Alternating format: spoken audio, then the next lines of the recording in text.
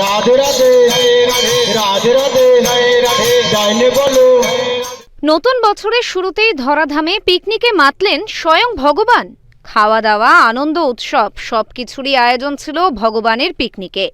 রান্নায় ছিল নানা ধরনের সুস্বাদু নিরামিষ পদ। আর এই পিকনিক দেখতেই দূর দূরান্ত থেকে মানুষজন হাজির হলেন দত্তপুকুরে।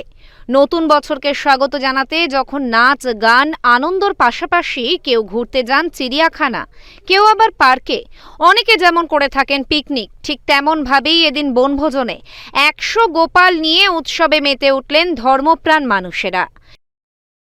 মানুষ তো বিভিন্ন কাজের সময় বিভিন্ন জায়গায় পিকনিক করে।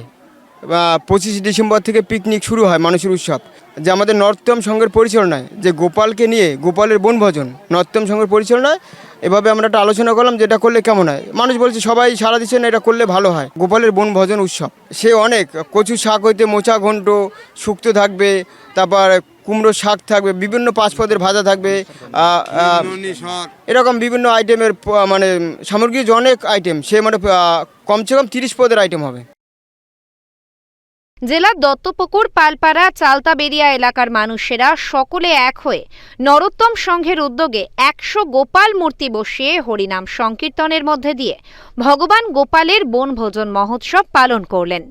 ভগবত পাঠ থেকে শুরু করে হরিনাম সংকীর্তন, কৃষ্ণ নাম সংকীর্তনের সঙ্গে সঙ্গেই ভক্তরা মেতে উঠলেন আনন্দে। সব শেষে ভগবান গোপালের নামে উৎসর্গ করা ভোগ বিতরণ করা হয় সাধারণ মানুষের মধ্যে।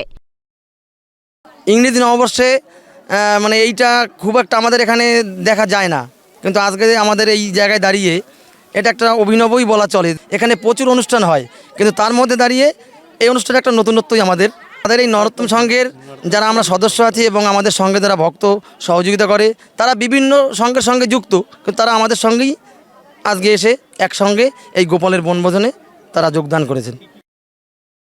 এদিনের এই ভগবানের বন মহোৎসব দেখতে দূর দূরান্ত থেকে সকল বয়সের মানুষেরাই হাজির হয়েছিলেন। উত্তর 24 পরগনা থেকে রুদ্র নারায়ণ রায়, লোকাল 18 বাংলা।